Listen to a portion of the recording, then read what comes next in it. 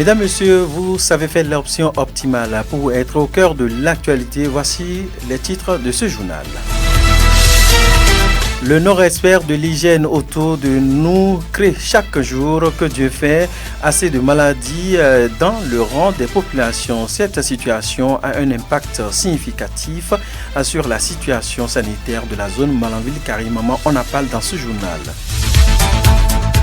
Le pouvoir de l'écoute bégayée donne l'occasion au monde d'apprendre à écouter. C'est le thème choisi pour cette année dans le cadre de la journée mondiale du bégaiement. L'événement se célèbre ce jour à travers le monde. Que comprendre de cette journée célébrée? Vous suivrez dans quelques instants quelques éléments de réponse. À suivre également dans ce journal un focus sur l'adaptation des bouts de chou au niveau d'une école privée arabe dans ce journal, à savoir l'adaptation de ces derniers, des vacances pour la situation des classes aujourd'hui. Que comprendre? Est-ce que ces derniers arrivent à s'adapter au rythme comparativement aux vacances? C'est des éléments à suivre dans ce journal. À suivre également une note en sport, sans oublier les informations hors de nos frontières. C'est là pour les titres. Merci de nous préférer pour vous informer. Sota Midi Magazine, le point de l'actualité de la journée sur ta radio. Sota FM, c'est maintenant et tout de suite. De nouveau, merci de préférer Sota FM pour vous informer. Le pouvoir de l'écoute bégayée donne l'occasion au monde d'apprendre à écouter. C'est le thème retenu pour la célébration de la journée mondiale du bégaiement. L'événement se célèbre à travers le monde chaque 22 octobre pour sensibiliser autour du trouble de la parole qui touche donc des milliers de personnes à travers donc cette journée à Malanville où la diversité culturelle et linguistique est une recherche. Nous avons donc sondé quelques citoyens pour recueillir leurs impressions sur la célébration d'une telle journée, la place qu'occupent ces personnes qui bégayent dans la société. Voici l'avis de quelques-uns.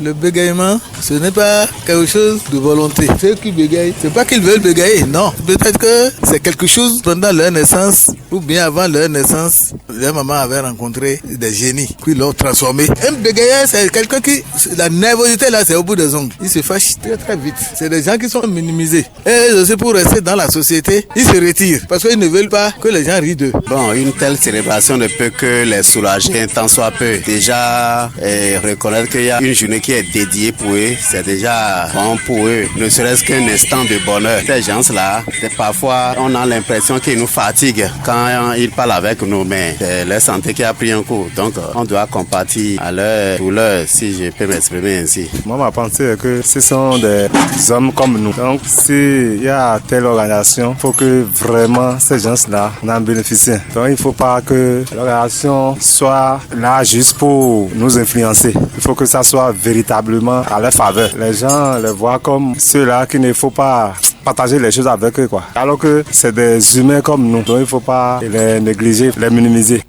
Ainsi, globalement, ces citoyens malanvillois interrogés semblent favorables à cette initiative et ils voient cette journée comme une occasion pour agir pour que donc ces personnes qui bégayent se sentent pleinement intégrées dans la société. C'est pourquoi ils lancent des appels que voici. Le message que j'ai à leur endroit est qu'ils sachent que Dieu a sa pédagogie de faire ses œuvres. Il faut savoir que nous ne devons pas les minimiser, il faut les embrasser, c'est surtout ça. Mesdames, Messieurs, autre volet de l'actualité, nous parlons éducation dans ce journal. Rentrée scolaire 2024-2025, on en parle toujours, a démarré à peine il y a quelques semaines et déjà les activités pédagogiques vont bon train. Tout se passe sans anicroche. Après donc le constat au niveau des écoles publiques d'enseignement général, nous avons fait un tour dans une école franco-arabe sur place ici à Malanville pour nous enquérir de l'adaptation des apprenants à la question donc de savoir si les élèves ont pu s'adapter au cours et en ces périodes de transition, des vacances et il y a quelques semaines en arrière, rentrée scolaire, comment évoluent donc les cours dans cette école? À cette préoccupation, Salifou Bondé, directeur d'une école franco-arabe ici à Malanville, répond.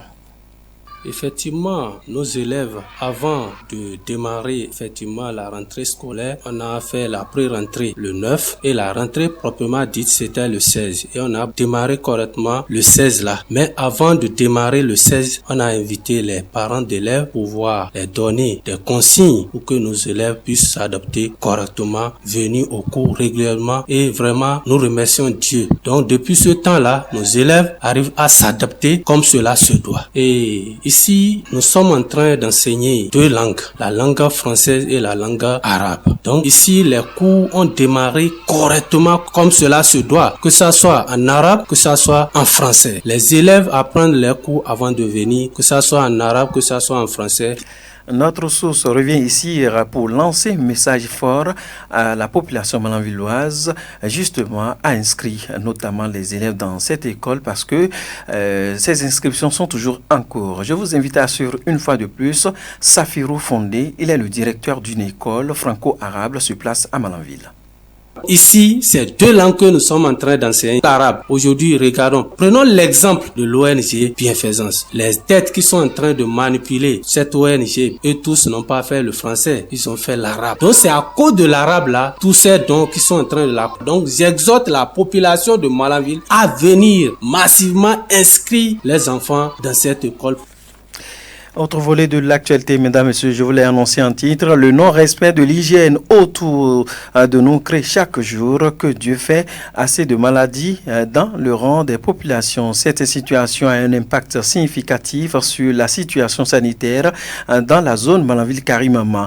Ce n'est pas moi qui le dis, c'est justement les propos de l'un, ce qu'on peut retenir du responsable d'hygiène et assainissement de la zone sanitaire Malanville-Karimama, reçu hier lundi 21 octobre par Ousmane Tinouala. Il énumère ici quelques pratiques nuisibles à la santé des populations telles que l'insuffisance de latrines dignes de nom et l'accès, limité à l'eau potable, aggravant ainsi les risques de maladies dans nos communautés. Pour plus de précision, suivez les propos de Gaëtan Yekpe. Il est responsable hygiène et assainissement de la zone sanitaire Malanville-Karimama. Les comportements d'hygiène actuels de la population ont un impact significatif sur la situation sanitaire de notre zone. L'insuffisance de toilettes adéquates et l'accès limité à l'eau potable aggravent les risques de maladies. Par exemple, le non-lavage des mains au moment critique et l'utilisation d'eau contaminée peuvent favoriser la propagation de maladies diarrhéiques. Donc, il est crucial que la population adopte les mesures d'hygiène et d'assainissement, même dans des conditions difficiles. Des gestes simples comme le lavage régulier des mains peuvent nous aider à prévenir beaucoup de maladies. Les autorités locales à divers niveaux, les structures et ONG doivent continuer à accompagner la zone sanitaire pour les différentes actions de promotion des infrastructures sanitaires et les mesures pratiques d'hygiène. C'est un enjeu de santé publique qui nécessite une action collective. Pour éradiquer donc les maladies liées au manque d'hygiène dans nos sociétés, le responsable hygiène et assainissement de la zone sanitaire Malanville-Karimama préconise certaines mesures d'hygiène au sein de nos communautés. Suivez pour plus de précision cette recommandation de Gaëtan Yekwe.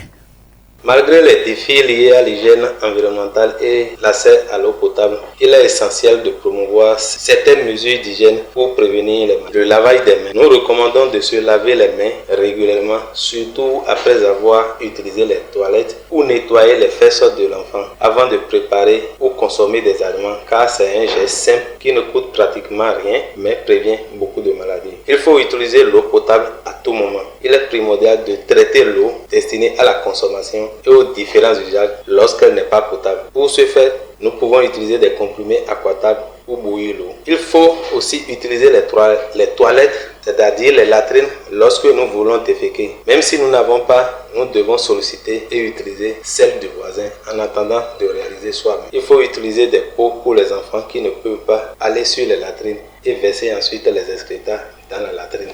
Par ailleurs, l'acteur de l'hygiène et assainissement de la commune de Malanville appelle les uns et les autres à rendre leur milieu de vie propre.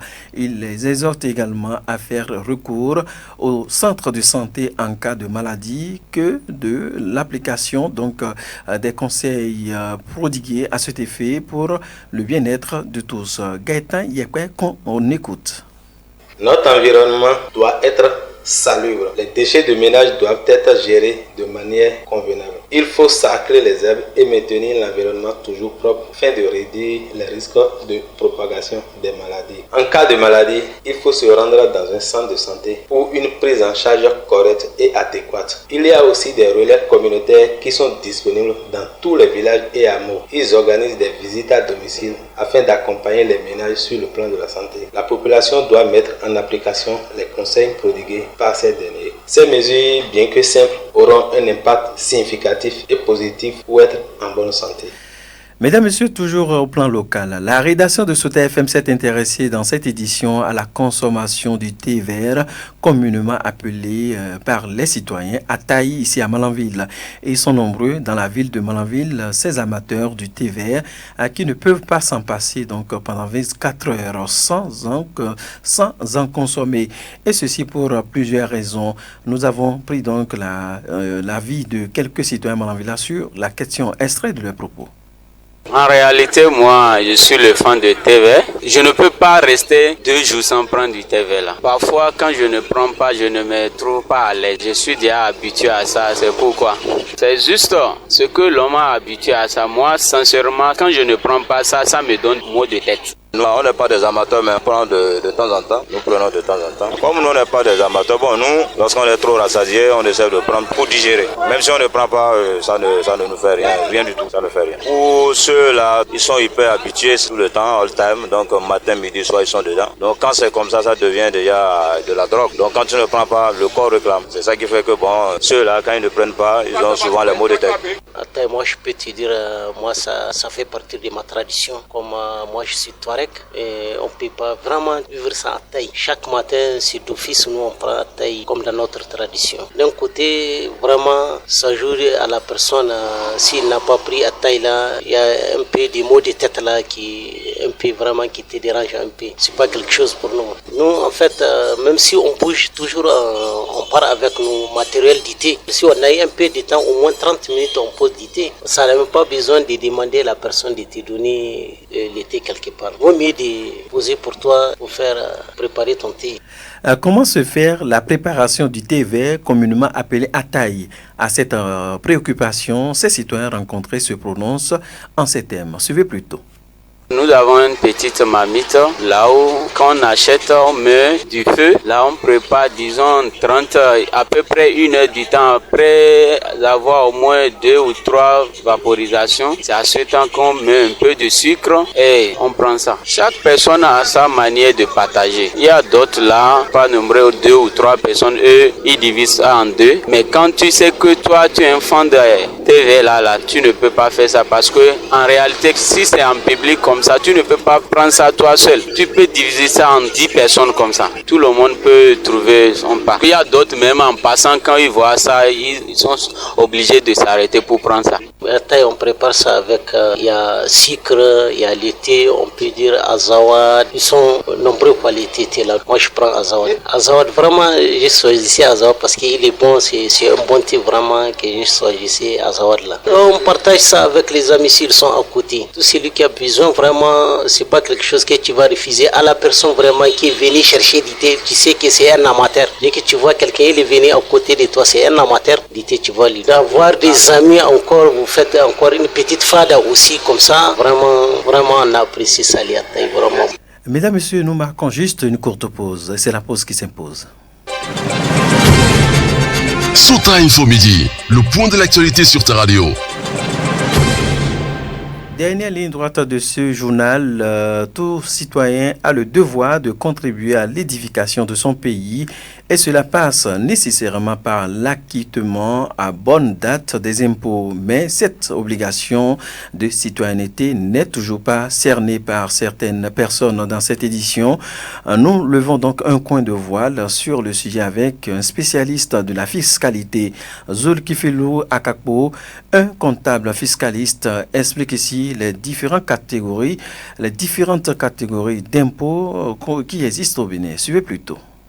La généralité que nous devons retenir, c'est que tout individu ou tout citoyen ayant la nationalité béninoise a le devoir de souscrire à la déclaration de son revenu et payer ses impôts. Et les impôts ont des échéances de déclaration et de paiement. Qui sont les personnes physiques et les personnes morales? Les personnes physiques sont les individus portant un patronyme, c'est-à-dire vous et moi, monsieur le journaliste, nous sommes des personnes physiques. Mais si moi, en tant que personne physique, j'ai créé maintenant une entreprise, mon entreprise est la personne morale.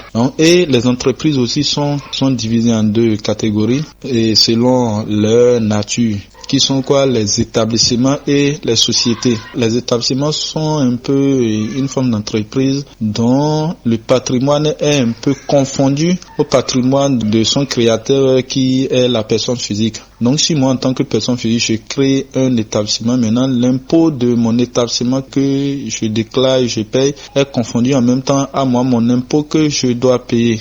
Mais la deuxième catégorie des entreprises, ce sont les sociétés. Les sociétés sont une forme de groupement d'intérêt économique, c'est-à-dire deux ou plusieurs personnes peuvent s'associer pour créer une entreprise. C'est cette forme d'entreprise-là qu'on appelle société.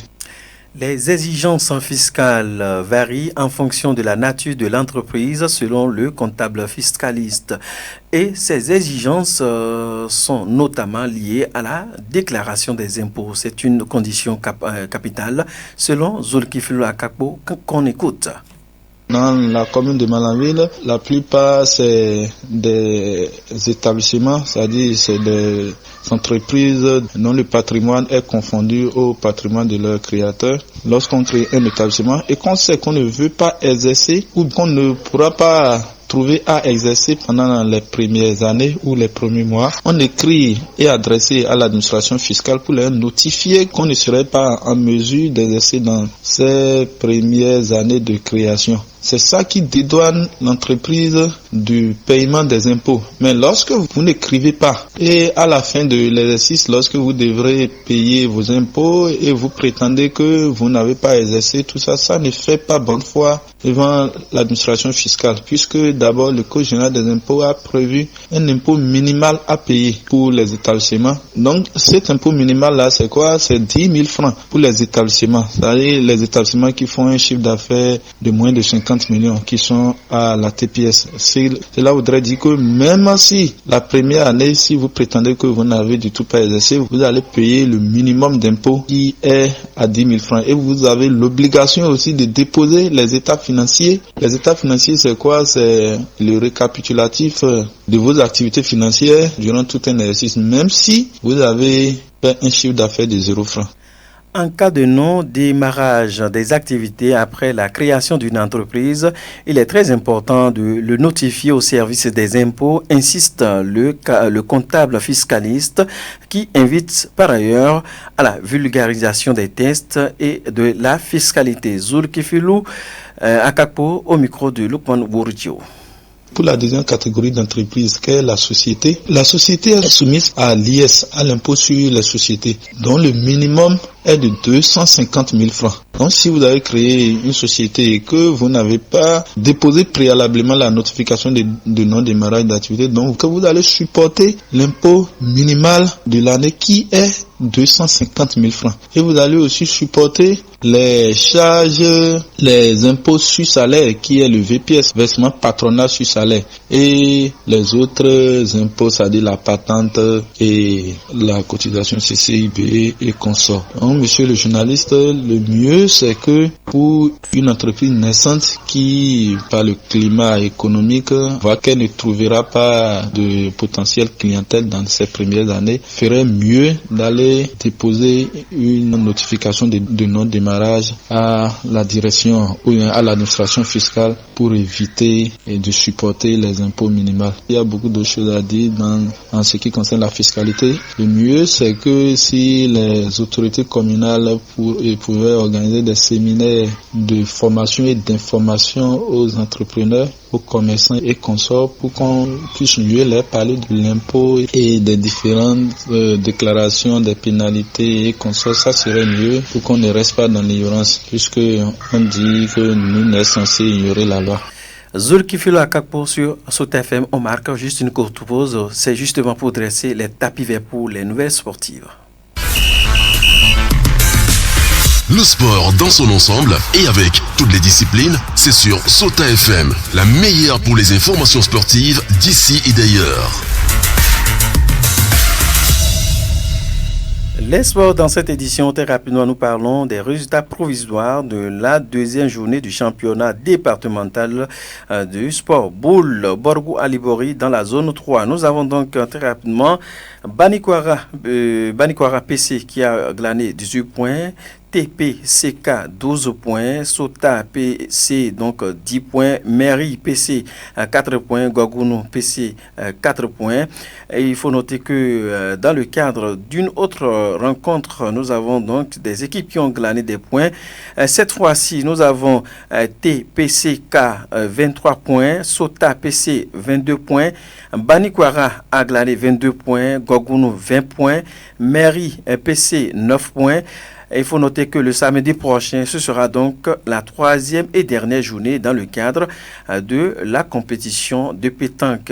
Prenez donc toujours le rendez-vous. Après cette actualité éliminatoire CAN U17 2025, plusieurs équipes disqualifiées. Que comprendre? Juste avant le coup d'envoi des éliminatoires de la CAN U17 en zone Afrique de l'Ouest A, donc 3 équipes ont été disqualifiées par la Confédération africaine de football CAF pour fraude sur l'âge. Il faut préciser qu'il s'agit de la Guinée-Bissau et la Sierra Leone qui ont été recalés après des tests préliminaires d'imagerie par résonance magnétique qui ont révélé que plusieurs de leurs joueurs étaient jugés inéligibles. En conséquence, le tournoi éliminatoire se déroulera désormais avec 5 équipes: le Sénégal, la Gambie, le Libéria, le Mali, la Mauritanie. Ces équipes s'affronteront dans une poule unique pour se qualifier à la prochaine CAN U17. Très rapidement, on va parler de cette rencontre Open International féminine de karaté Zénab Salé 2024. Il faut noter que Zénab Salé a brillé de 1000 feux de l'autre côté du Nigeria. Du 17 au 20 octobre 2024, le Bénin a été donc bien représenté lors de la 10e édition de l'Open International féminine de karaté Zénab Salé qui s'est tenu à Lagos au Nigeria. Le tournoi organisé justement au Nigeria a connu la présence de plusieurs Amazones du Bénin. Ils ont laissé leur empreinte en décrochant un total impressionnant de 16 médailles et 3 trophées. L'équipe des Amazones karaté du Bénin a fait donc honneur à la nation. Autre volet de l'actualité, cette fois-ci c'est hors de nos frontières. Et tout de suite nous sommes avec David Labo au Tchad. Succès Masra critiqué par une partie de l'opposition après l'annonce du boycott des législatives. Que comprendre David Labo? Oui, Bruno Gakri, bonsoir et bonsoir à tous. Au Tchad, le dimanche 20 octobre 2024, le parti des transformateurs de l'opposant Succès Masra a annoncé qu'il ne participera pas aux élections législatives et locales que le président Idriss Déby Itno vient de maintenir au 29 décembre malgré la demande insistante de son ex-premier ministre. Une décision très critiquée par toutes les parts. C'est le le cas du groupe de concertation des partis politiques qui regroupe une quinzaine de farouches opposants au pouvoir tchadien. Une plateforme qui se dit surprise par la décision de l'ex-premier ministre Succès Masra et de son parti, les transformateurs, de ne pas participer aux élections, aux échéances électorales. On va finir avec vous, David Labo. Cette fois-ci, nous sommes en Côte d'Ivoire. Les deux tendances du FPR s'affrontent devant la justice. Que comprendre? En Côte d'Ivoire, Bruno Gaclé, pour finir, le président du Front populaire ivoirien, FPI, et Pascal Afi Nguessan doit répondre à une assignation devant la justice ivoirienne ce mardi 22 octobre 2024, saisi par l'un des cadres du parti qui demande l'annulation ou la suspension du congrès du FPI prévu au début du mois de novembre. Le tribunal de la première instance d'Abidjan va devoir trancher la question dans une affaire qui met également en lumière les divisions de la formation des gauches. Et ce sera tout avec vous, les informations hors de nos frontières. David Labo, merci de l'avoir partagé avec nous. 24 minutes pour faire le tour d'horizon de l'actualité, mesdames, messieurs. Stop et fin, tout le monde descend. Collaboration technique, on retrouve Aboubakar Dokoa à l'édition. Il a pour nous Zulkifil Lona en direct pour la présentation. Bruno Gakli, c'est mon nom. Merci de l'avoir suivi. D'ici là, portez-vous bien. Que Dieu vous garde. C'était Sota Midi Magazine, le rendez-vous